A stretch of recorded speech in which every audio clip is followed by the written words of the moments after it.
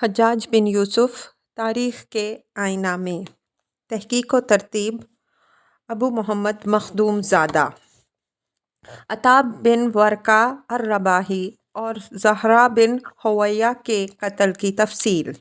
شبیب نے اس فوج کو جو اس کے مقابلے کے لیے حجاج میں زیر سرکردگی عبد الرحمن بن محمد بن الاشعث روانہ کی تھی، شکست فاش دی اور عثمان بن قطن کو قتل کر ڈالا۔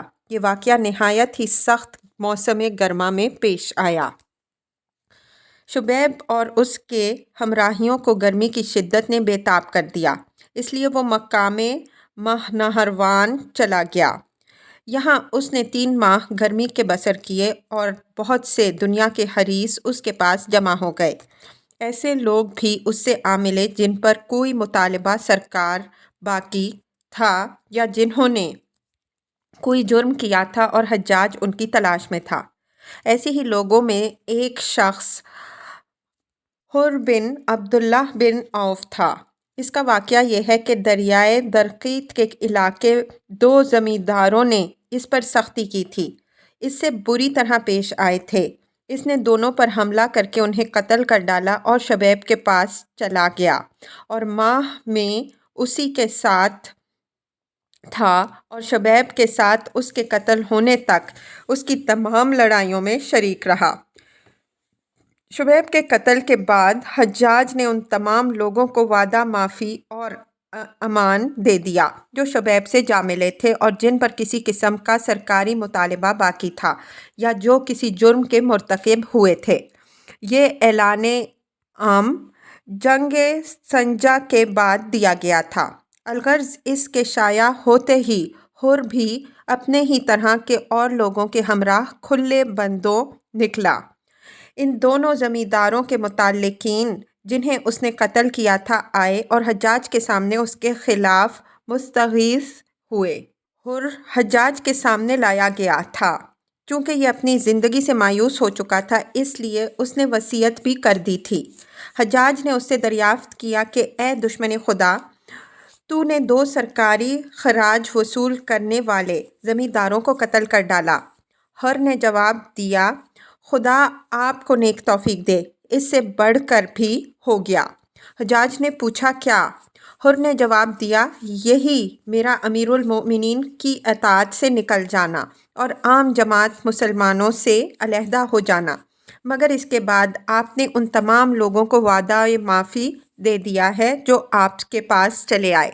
حجاج نے کہا، اچھا، بہتر ہے، جاؤ، بے شک میں نے وعدہ معافی تو دے دیا ہے، اور پھر اسے چھوڑ دیا۔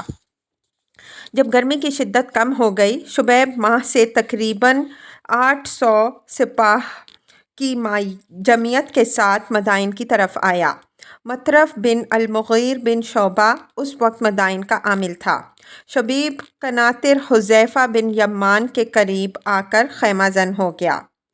بہروز کے رئیس اعظم نے حجاج کو اس واقعے کی اطلاع دی اور یہ بھی لکھا کہ نہیں معلوم کہ شبیب کا ارادہ کہاں کا ہے۔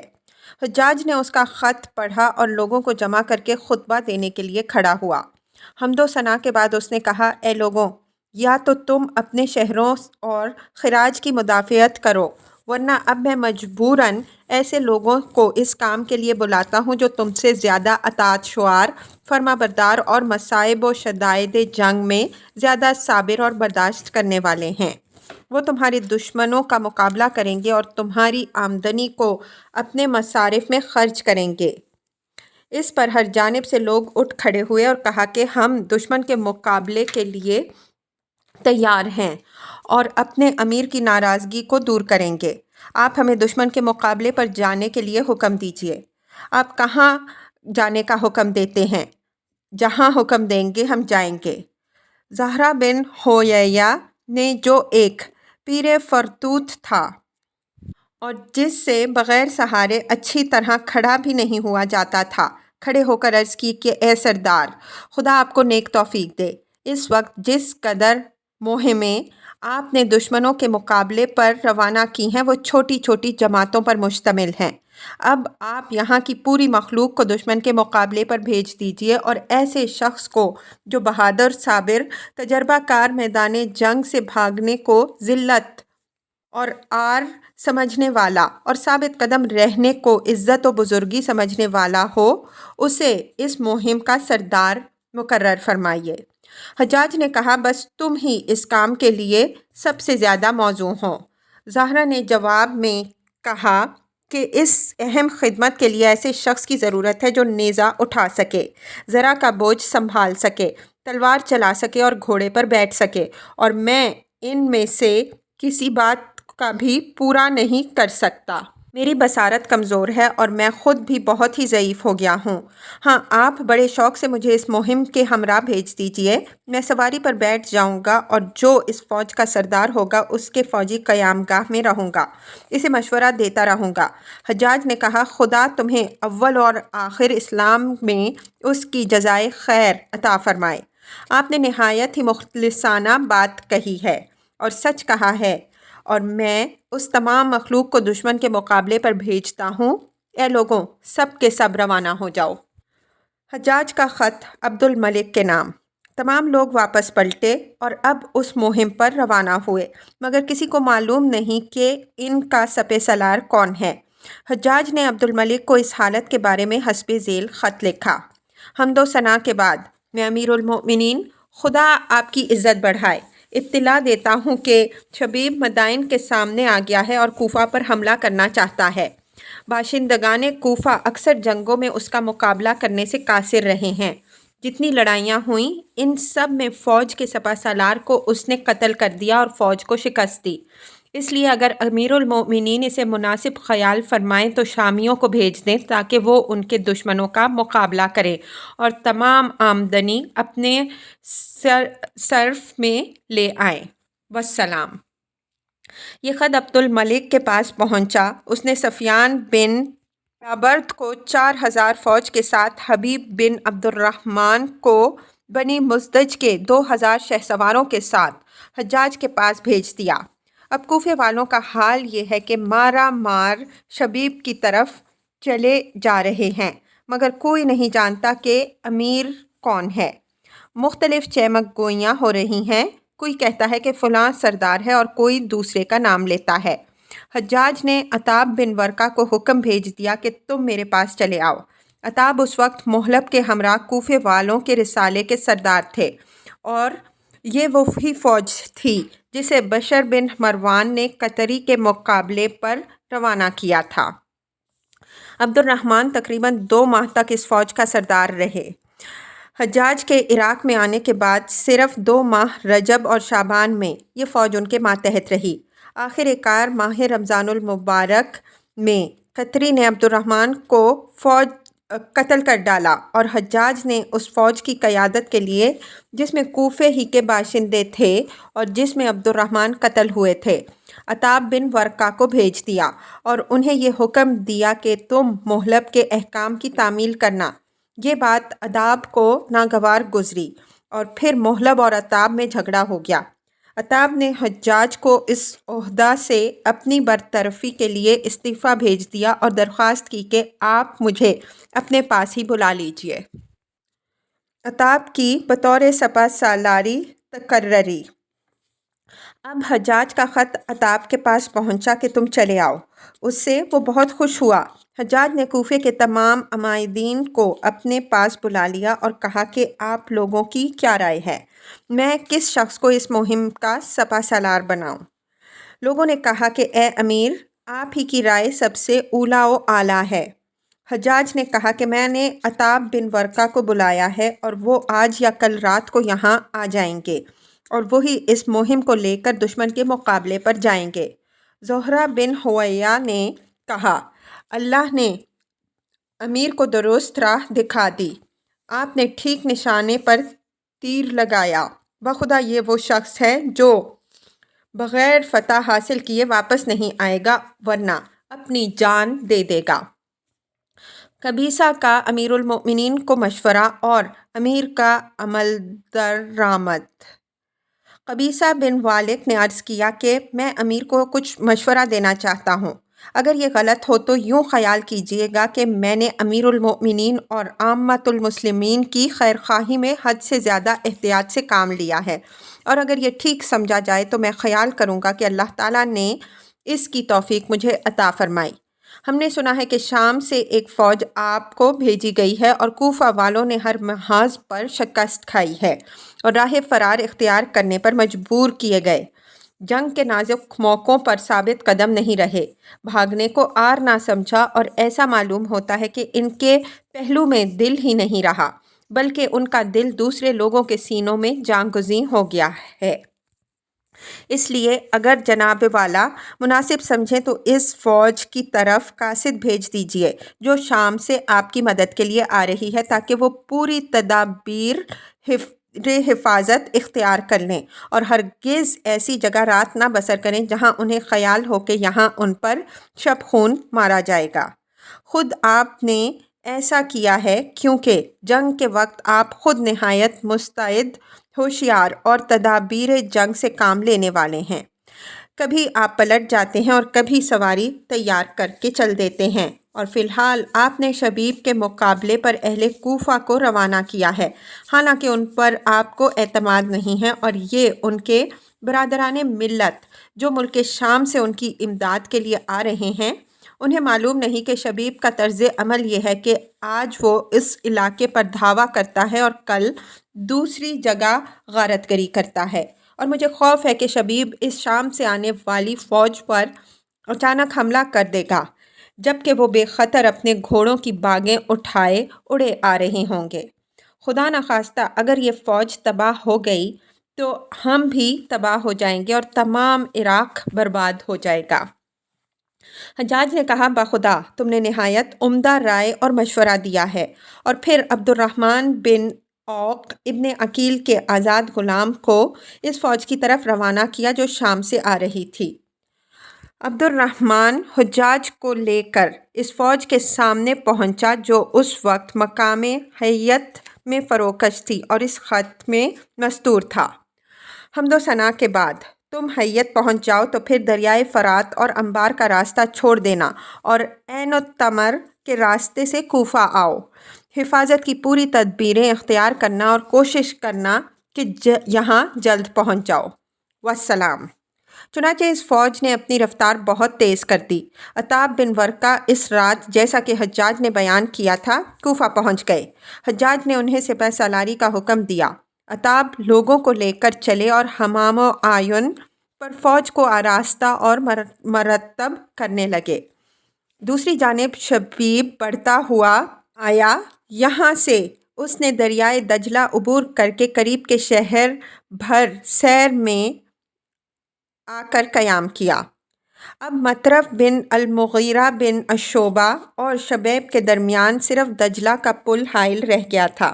جب شبیب بھرسیر میں ٹھہرا ہوا تھا، مطرف نے پل توڑ ڈالا اور شبیب کے پاس قاصد کے ذریعے پیغام بھیجا کہ آپ اپنے ہمراہیوں میں سے چند سربراہ آوردہ شخصوں کو میرے پاس بھیج دیجیے تاکہ میں کلام کے ذریعے سے ان سے گفتگو کروں اور غور کروں کہ آپ کا مذہب کیا ہے جس کی آپ دعوت دیتے ہیں۔ شبیب نے چند سربراہ آوردہ آدمیوں کا وفد جن میں کمب، سوید اور محلل تھے اس غرض سے روانہ کیا۔ جب انہوں نے چاہا کہ کشتی میں سوار ہوں، شبیب نے حکم بھیجا کہ جب تک میرا قاصد مطرف کے پاس سے واپس نہ آ جائے سوار نہ ہونا۔ چنانچہ وہ قاصد واپس آ گیا۔ شبیب نے پھر مطرف سے کہلا بھیجا کہ جس قدر آدمی میرے تمہارے پاس آ رہے ہیں اسی قدر تم بھی میرے پاس بھیجو تاکہ یہ بطور یرغمال اور قیدی کے میرے پاس اس وقت تک رہیں جب تک کہ میرے آدمی واپس نہ آ جائیں۔ مطرف اور شبیب کے درمیان مراسلت۔ مطرف نے شبیب کے قاصد سے کہا کہ جاؤ اور کہہ دو کہ ابھی جو میں نے اپنے آدمی تمہارے پاس بھیجے تھے اس وقت کس طرح میں نے تم پر اعتماد کر لیا اور اب کیوں مجھ پر بھروسہ نہیں کرتے۔ قاصد نے واپس آ کر شبیب کو یہ پیغام دیا۔ شبیب نے پھر قاصد بھیجا اور کہا کہ مطرف سے کہہ دینا کہ تم جانتے ہو کہ ہمارا مذہب میں عہد کا توڑنا حرام ہے۔ بخلاف اس کے تم لوگ عہد شکنی کرتے ہو اور اسے جائز بھی رکھتے ہو۔ اس پر مطرف نے ربیع بن یزید الاسدی، سلمان بن حذیفہ بن ہلال بن مالک المزنی اور اپنے آزاد غلام اور محافظ دستہ کے افسر یزید بن ابی زیاد کو بطور قیدی شبیب کے پاس بھیج دیا۔ یہ لوگ مطرف کے پاس آئے اور اس طرح 4 روز تک برابر آتے جاتے رہے، مگر کسی بات پر دونوں فریقوں کا اتفاق نہیں ہوا۔ اور جب شبیب کو معلوم ہوا کہ مطرف نہ میرا مطیع ہوتا ہے اور نہ میرے مذہب کو اختیار کرتا ہے، اس نے عتاب بن ورقہ اور اہل شام کی طرف روانہ ہونے کا قصد کیا۔ شبیب نے اپنی فوج کے سرداروں کو جمع کیا اور ان سے کہا کہ آج 4 روز سے اس ثقفی شخص نے مجھے اس تجویز پر عمل کرنے سے باز رکھا ہے جو میں نے سوچی تھی۔ میں نے یہ خیال کیا تھا کہ محض رسالے کے لشکر کو لے کر جاؤ اور اس فوج پر جو شام سے آ رہی ہے حملہ کر دوں۔ مجھے یہ امید تھی کہ اس طرح یا تو میں انہیں اچانک پا لوں گا یا انہیں حفاظت کی تدبیریں اختیار کرنے پر مجبور کر دوں گا، اور مجھے ڈر نہیں اگر میں ان سے ایسی حالت میں مقابلہ کروں جب کہ وہ اس شہر سے دور ہوں جس پر حجاج سا شخص امیر ہو جس پر وہ بھروسہ کریں، اور یا کوفہ کا سا شہر ہو جس کی حفاظت میں وہ اپنے آپ کو بچا لیں۔ آج ہی میرے مخبروں نے اطلاع دی ہے کہ اس فوج کی اگلی جماعتیں مقام عین التمر میں پہنچ گئی ہیں، اور اب وہ کوفہ سے اتنے قریب رہ گئے ہیں کہ وہاں سے کوفی نظر آ رہے ہیں۔ عتاب کی طرف سے جو میرے مخبر آ رہے ہیں انہوں نے مجھ سے بیان کیا ہے کہ عتاب ایک کوفہ کی جماعت کے ساتھ مقام سرات میں ٹھہرا ہوا ہے، اور یہ جگہ ہم سے بہت قریب ہے، اس لیے ہم سب کو عتاب کی طرف چلنے کے لیے تیار ہونا چاہیے۔ مطرف کا روپوش ہونا۔ مطرف کو اپنی جگہ یہ خوف پیدا ہوا کہ کہیں میں نے شبیب سے جو خط و کتابت کی ہے اس کی خبر حجاج کو ہو جائے، اس لیے وہ پہاڑی علاقے کی طرف چل دیا اور یہ ارادہ کیا کہ جب تک شبیب اور عتاب کے مقابلے کا نتیجہ نہ نکلے اسی علاقے میں قیام کروں گا۔ شبیب نے مطرف کو لکھا کہ اگرچہ تم نے میرے ہاتھ پر بیعت نہیں کی، مگر میں تمہیں اپنے برابر سمجھتا ہوں اور مساویانہ سلوک کے لیے تیار ہوں۔ اس پر مطرف نے اپنی جماعت سے کہا کہ اپنی عزت اور طاقت کو بچا کر ہمیں یہاں سے چل دینا چاہیے، کیونکہ حجاج ضرور ہم سے لڑے گا، مگر اس وقت ہمارے پاس بھی کافی طاقت ہوگی۔ غرض کہ مطرف وہاں سے روانہ ہوا کہ مدائن پہنچا۔ شبیب نے پھر دریا پر پل باندھا اور اپنے بھائی مسعد کو مدائن کی طرف روانہ کیا۔ حجاج کے لشکر کی تعداد۔ دوسری جانب سے عتاب شبیب کی طرف بڑھتے بڑھتے بازار حکمہ پر آ کر مقیم ہوا۔ حجاج نے اس مہم کے لیے کوفہ سے 2 قسم کے لوگ روانہ کیے تھے، ایک تو باقاعدہ جنگجو سپاہی اور دوسرے نوجوان رضاکار۔ اس طرح باقاعدہ فوج کی تعداد 40,000 تھی اور 10,000 نوجوان رضاکار اس کے علاوہ تھے، اور اس طرح بازار حکمہ پر عتاب کے ساتھ یہ دونوں طرح کی جماعتیں شامل ہو گئی تھیں، اور اب ان کی مجموعی تعداد 50,000 تھی۔ کوفے میں عربوں کے جس قدر خاندان آباد تھے اس میں سے حجاج نے کسی شخص کو نہیں چھوڑا اور نہ کسی قریشی کو، بلکہ سب کو مہم پر روانہ کر دیا تھا۔ حجاج کا خطبہ۔ حجاج نے جس وقت عتاب کو شبیب کے مقابلے کے لیے روانہ کیا، خطبہ دینے منبر پر کھڑا ہوا اور کہنے لگا: اے اہل کوفہ! تم سب کے سب عتاب کے ساتھ جاؤ، سوائے ان لوگوں کے جو سرکاری ملازم ہیں۔ کسی شخص کو اجازت نہیں کہ وہ گھر بیٹھا رہے اور اس مہم پر نہ جائے۔ یہ خوب سمجھ لو کہ اس مجاہد کے لیے جو شدید جنگ میں صابر و مستقیم رہے، عزت و بزرگی ہے۔ جو شخص میدان جنگ سے بھاگ جائے اس کے لیے ذلت اور بے رحمی ہے۔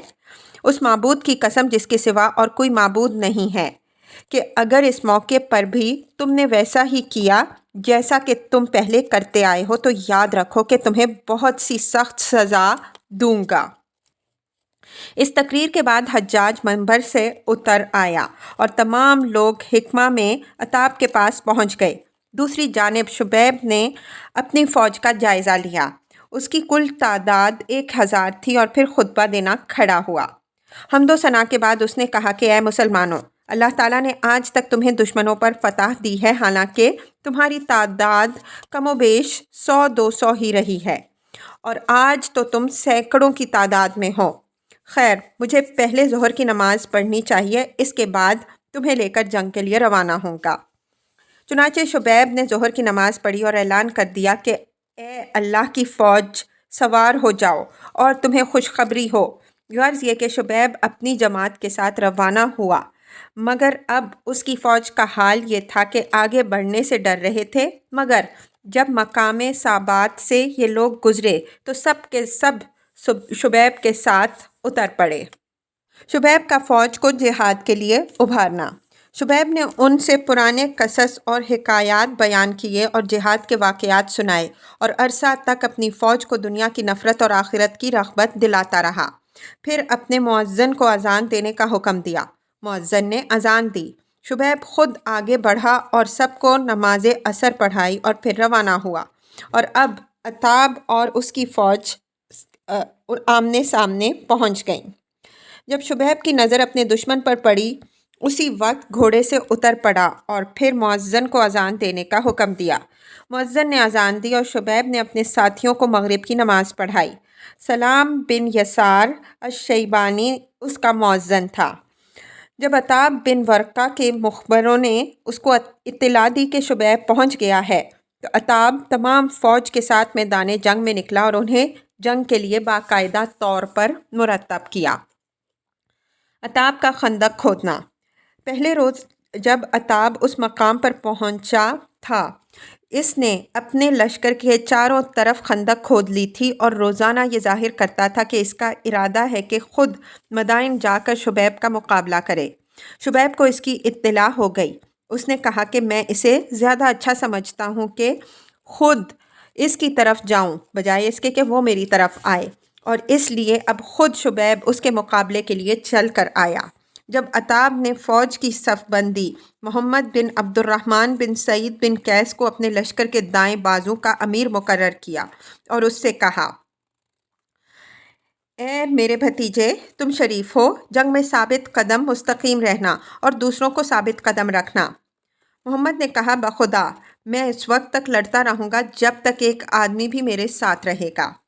عتاب نے قبیصہ بن والک سے، جو بنی تغلب کے لشکر کا افسر تھا، کہا کہ تم میرے میسرہ پر ہو۔ اس پر قبیصہ نے کہا کہ میں تو بہت ہی ضعیف بوڑھا ہوں، مجھ سے زیادہ صرف یہ ہو سکتا ہے کہ اپنے جھنڈے تلے بیٹھا رہوں، کیونکہ جب کوئی دوسرا آدمی مجھے کھڑا نہ کرے میں کھڑا نہیں ہو سکتا۔ مگر یہ عبید اللہ اور نعیم بن علیم دونوں تغلبی موجود تھے۔ یہ دونوں سردار بھی بنی تغلب کے 2 لشکروں کے سپہ سالار تھے، بڑے تجربہ کار، محتاط، مستقل ارادے والے اور بہادر تھے۔ ان میں سے جس کسی کو چاہیں آپ یہ خدمت سپرد کر دیں۔ چنانچہ عتاب نے نعیم بن علیم کو اپنے میسرے کا سردار مقرر کیا اور حنظلہ بن حارث اپنے چچا زاد بھائی کو، جو اپنے خاندان کا شیخ تھا، پیدل فوج پر سردار مقرر کیا اور تمام فوج کو 3 صفوں پر تقسیم کر دیا۔ ایک صف پیدل جنگجوؤں کی تھی جو تلواروں سے مسلح تھے، دوسری صف ان لوگوں کی تھی جن کے پاس نیزے اور بھالے تھے، اور ایک صف تیر اندازوں کی تھی۔ عتاب اپنے لشکر کے دائیں بائیں گھومتا پھرتا تھا اور ہر ایک علمبردار اور اس کی فوج کے پاس جاتا اور انہیں خوف الہی اور صبر و استقامت کی تلقین کرتا اور قصص و حکایات بیان کرتا۔ عتاب کا اپنی فوج کو قصص و حکایات کے ذریعے ابھارنا۔ تمیم بن الحارث الازدی بیان کرتا ہے کہ عتاب ہمارے پاس آ کر ٹھہرا اور بہت سے قصے بیان کیے، من جملہ ان کے جو مجھے 3 کلمے یاد رہ گئے۔ عتاب نے کہا کہ اے مسلمانوں، جنت میں سب سے بڑا درجہ شہید کا ہے۔ خداوند عالم اپنی مخلوقات میں سے کسی اور کو اس قدر زیادہ پسند نہیں فرماتا جتنا کہ وہ ان لوگوں کو پسند کرتا ہے جو جہاد میں مستقیم رہتے ہیں۔ کیا تم نہیں دیکھتے؟ اس نے فرمایا، اسبرو ان اللہ مع الصابرین، صبر کرو کیونکہ اللہ صبر کرنے والوں کے ساتھ ہے۔ اب سمجھ لو کہ جس فعل کی خود خدا تعریف کرے اس کا درجہ کتنا بڑا ہوگا۔ اسی طرح اللہ تعالیٰ سب سے زیادہ باغیوں سے دشمنی رکھتا ہے، اور کیا نہیں دیکھتے کہ یہ تمہارے دشمن بے تحاشا تلواروں سے مسلمانوں کا گلا کاٹتے ہیں اور اسے قربت خداوندی کے حاصل کرنے کا ذریعہ سمجھتے ہیں۔ اس زمین کے بسنے والوں میں یہ سب سے بدترین لوگ ہیں اور اہل دوزخ کے کتے ہیں۔ کہاں ہیں قصہ گو؟ راوی بیان کرتا ہے کہ ہم میں سے کسی شخص نے اس تقریر پر لبیک نہیں کہا۔ یہ دیکھ کر عطاب نے کہا کہ کیا کوئی شخص ہے جو انترا کا شعر پڑھے؟ اس کا بھی کسی نے کوئی جواب نہ دیا۔ اب عطاب نے غصے میں آ کر کہا، بخدا میں خوب جانتا ہوں کہ تم مجھے چھوڑ کر بھاگ جاؤ گے اور اس حالت میں چھوڑ جاؤ گے کہ ہوا مجھ پر مٹی اڑا رہی ہوگی۔ عطاب سامنے آ کر فوج کے درمیان میں بیٹھ گیا۔ زہرہ بن حویہ، عبد الرحمن بن محمد بن الاشعث، ابو بکر بن محمد بن ابی جوہم بھی اس کے ساتھ بیٹھے ہوئے تھے۔ شبیب کا میدان جنگ میں آنا۔ شبیب بھی صرف 600 آدمیوں کے ساتھ میدان جنگ میں آیا۔ 1000 میں سے 400 آدمی پیچھے رہ گئے تھے اور اس کے ساتھ نہ آئے۔ اس پر شبیب نے کہا کہ اچھا ہوا کہ ایسے لوگ پیچھے رہ گئے جن کو میں چاہتا بھی نہ تھا کہ اپنی فوج میں دیکھوں۔ شبیب نے سوید بن سلیم کو 2 سواروں کے ساتھ اپنے میسرے اور محلل بن وابل کو 2 سواروں کے ساتھ اپنے درمیان میں معین کیا اور خود بھی 2 سواروں کے ساتھ مغرب اور عشاء کے درمیان وقت میں، جبکہ چاند اچھی طرح روشن ہو گیا تھا، اپنے میمنہ کی طرف چلا آیا۔ شبیب نے اپنے ساتھیوں سے پوچھا کہ یہ کس کے نشان اور علم ہیں؟ انہوں نے جواب دیا کہ بنی ربیہ کے نشانات ہیں۔ اس پر شبیب نے کہا کہ یہ وہ جھنڈے ہیں جنہوں نے اکثر اسلام کی امداد کی ہے اور کفر کی بھی امداد کی ہے۔ تمام جنگوں میں ان جھنڈوں کا حصہ ہے۔ تمہارے اس جہاد میں بھی حق و خیر کے لیے پوری طرح تمہارے ساتھ تمام صعوبتوں اور تکلیفوں میں شریک رہوں گا۔ تم بنی ربیہ ہو اور میں شبیب ہوں۔ حکومت اس کو دینا جس میں حکومت کرنے کی صلاحیت بھی ہو۔ دیکھو، ثابت قدم رہنا۔ شبیب کا اپنے دشمنوں پر حملہ۔ اس کے بعد شبیب نے اپنے دشمنوں پر حملہ کیا۔ یہ اس وقت خندق کے سامنے ایک ٹیلے پر بیٹھا تھا اور انہیں منتشر کر دیا، مگر قبیصہ بن والک، عبید بن الحلمیس اور نعیم بن علیم نشان بردار اپنی جگہ ثابت رہے اور سب مارے گئے اور تمام میسرہ کو شکست ہوئی۔ بعض تغلبیوں نے شور مچا دیا کہ قبیصہ بن والک مارے گئے۔ اس پر شبیب نے اپنی فوج کو مخاطب کر کے کہا، اے معاشر المسلمین، تم نے قبیصہ بن والک کو قتل کر دیا۔ اللہ تعالیٰ نے فرمایا ہے، وَاتْلُ عَلَيْهِمْ نَبَأَ الَّذِي آتَيْنَاهُ آيَاتِنَا فَانْسَلَخَ مِنْهَا فَأَتْبَعَهُ الشَّيْطَانُ فَكَانَ مِنَ الْغَاوِينَ۔ اور تو اس شخص کا قصہ ان سے بیان کر کہ ہم نے اسے اپنی نشانیاں دیں، پھر وہ اس سے علیحدہ ہو گیا، پھر پیچھے پڑ گیا اس کے شیطان اور وہ گمراہوں میں سے ہو گیا۔ یہی حالت تمہارے بھائی قبیصہ بن والک کی بھی ہوئی کہ یہ شخص رسول اللہ صلی اللہ علیہ وآلہ وسلم کے پاس آ کر مسلمان ہوا اور پھر اب کفار کی حمایت میں تم سے لڑنے آیا۔ شبیب اس کے لاشا پر ٹھہر گیا، کہنے لگا کہ اگر تو اپنے اسلام پر قائم رہا ہوتا تو نجات پاتا۔ پھر اپنے میسرہ کو لے کر عطاب بن ورقہ پر حملہ آور ہوا۔ سوید بن سلیم نے اہل کوفہ کے لشکر جس کی قیادت محمد بن عبد الرحمن کی سپردگی میں تھی پر حملہ کیا۔ محمد بن تمیم اور ہمدانیوں کے کچھ لوگوں کے ساتھ برابر لڑتا رہا اور ان لوگوں نے خوب ہی جوہر شجاعت دکھائے۔ ابھی لڑائی کا یہی رنگ تھا، انہیں معلوم ہوا کہ عطاب بن ورقہ میدان جنگ میں کام آ گئے ہیں۔ اب کیا تھا، اس خبر کو سنتے ہی ان کے پاؤں اکھڑ گئے اور وہ منتشر ہو گئے۔ عطاب قلب فوج میں ایک چٹائی پر بیٹھے تھے اور زہرہ بن حویہ بھی ان کے ہمراہ تھا کہ شبیب نے حملہ کیا۔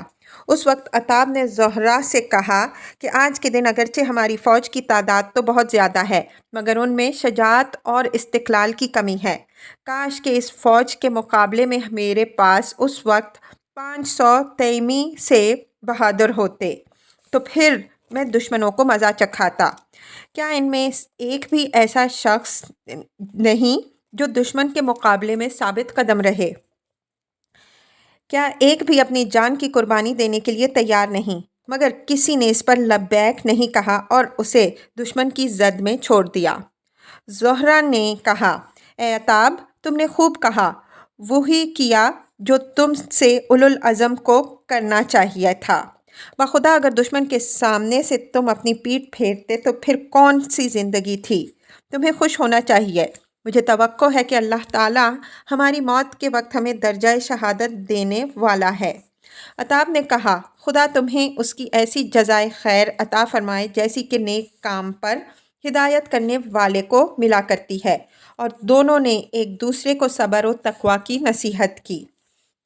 جب شبیب نے اس کے بالکل قریب آ گیا تو اگرچہ اور لوگ تو دائیں بائیں کائی کی طرح پھٹ گئے تھے مگر ایک مٹھی بھر جماعت اب بھی اس کے ساتھ لڑنے مرنے کے لیے موجود تھی۔ یہ انہیں لے کر مقابلہ کے لیے آگے بڑھا۔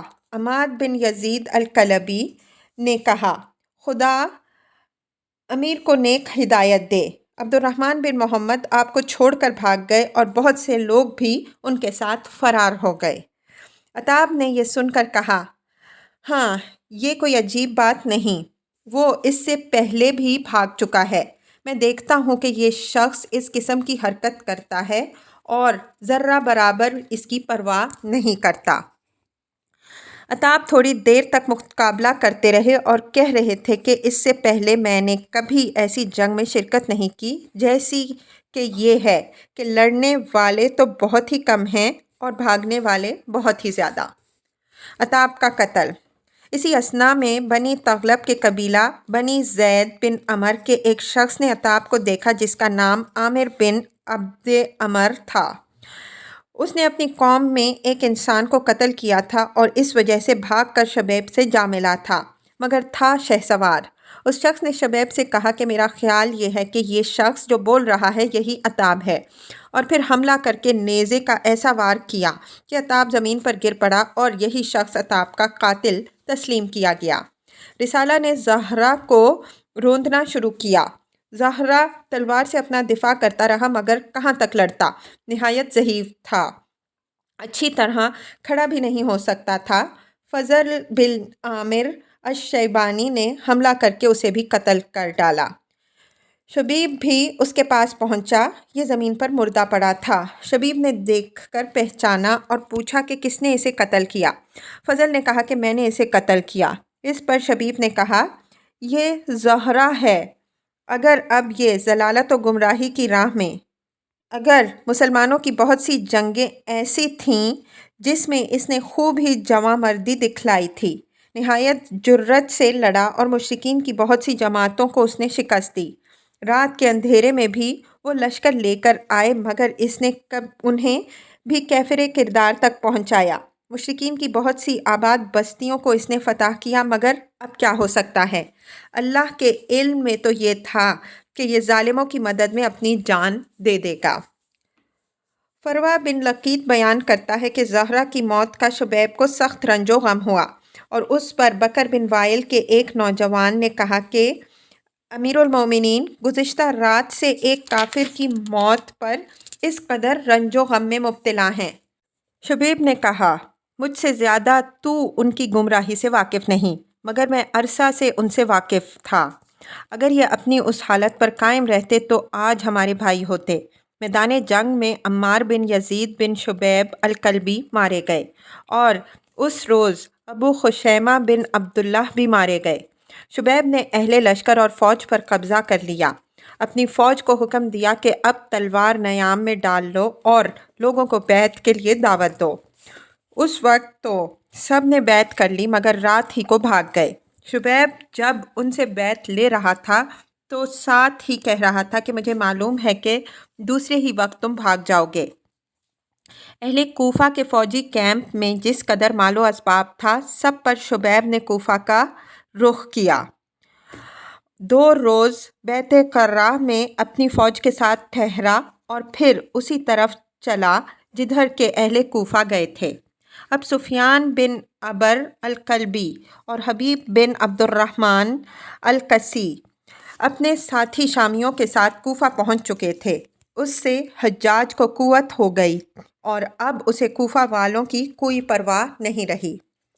حجاج کا خطبہ۔ حجاج خطبہ کے لیے منبر پر کھڑا ہوا، حمد و ثنا کے بعد یوں گویا ہوا: اے کوفہ والوں، تمہیں اللہ نے عزت دینی چاہی، اسے عزت نہیں دی۔ جس نے کوشش کی کہ تمہیں فتح حاصل ہو، اللہ نے اسے فتح نہیں دی۔ مجھ سے دور ہو جاؤ اور دشمنوں کے مقابلے میں ہمارے ساتھ جنگ میں شریک نہ ہو۔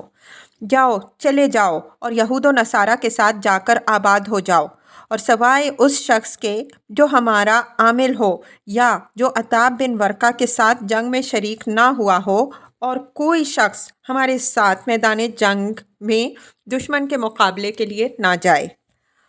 فروہ بن لقیط، یہ شخص خارجی ہے، بیان کرتا ہے کہ اب ہم دشمن کی تلاش میں روانہ ہوئے اور عبد الرحمن بن محمد بن الاشت اور محمد بن عبد الرحمن بن سعید بن قیس الحمدانی کے قریب پہنچے۔ یہ دونوں پیدل چلے جا رہے تھے اور میں دیکھ رہا تھا کہ عبد الرحمن کا سر خاک آلود تھا۔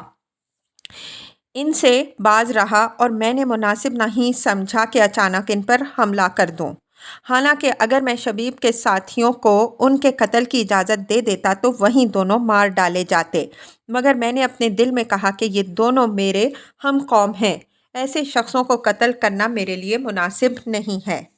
شبیب بڑھتے بڑھتے سرات پہنچا۔ شبیب کا ارادہ کوفہ پر حملہ کرنے کا تھا۔ جب مقام سورا پہنچا، اپنے ساتھیوں کو جمع کر کے کہا کہ تم میں کون شخص عامل سورا کا سر میرے پاس لا سکتا ہے؟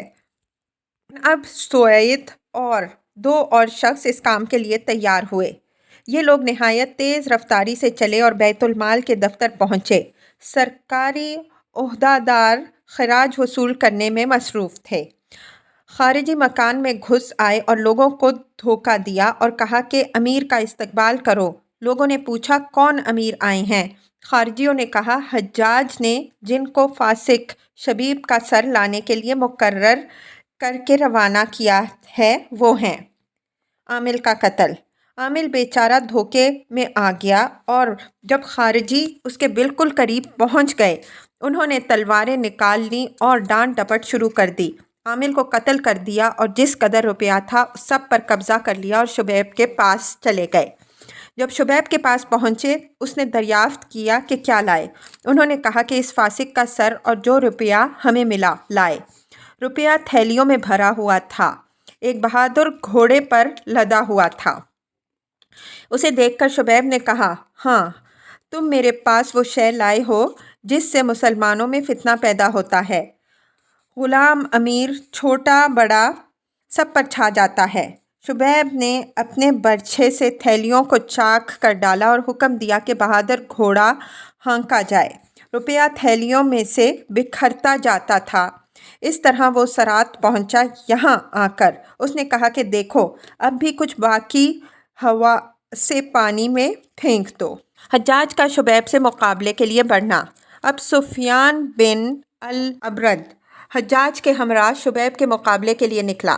سفیان اس سے پہلے ہی فوج کے پاس آ چکا تھا اور اس نے حجاج سے کہا کہ تم مجھے آگے بھیج دو تاکہ قبل اس کے کہ وہ تم تک پہنچے میں اس کا مقابلہ کروں، مگر حجاج نے کہا کہ میں نہیں چاہتا کہ تم سے علیحدہ ہو جاؤں قبل اس کے کہ میں شبیب سے تمہاری جماعت کے ساتھ مقابلہ کروں، جبکہ کوفہ ہماری پشت پناہ ہو اور قلعہ ہمارے قبضے میں ہو۔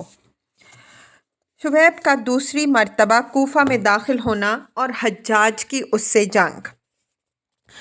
جب شام کی فوج کوفہ آ گئی تو سیر عبد الرحمن بن مجنف تذکرہ سے کوفہ آیا۔